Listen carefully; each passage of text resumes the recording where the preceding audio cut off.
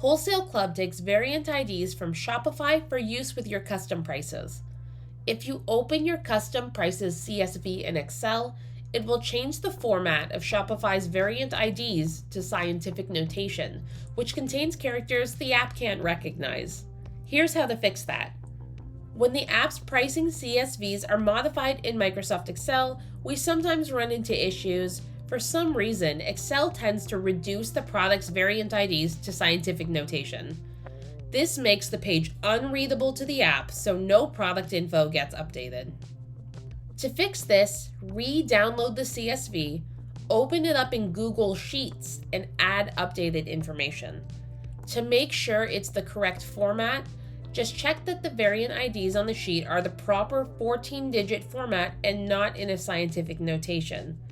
Then, save the CSV and re-upload it to your Wholesale Club custom prices. So long as the variant ID stays the same, which it should in Google Sheets, the product info will update correctly. Now your prices should update properly. For more help, check out the Help Center, the Wholesale Club demo store, or email into support. Happy selling!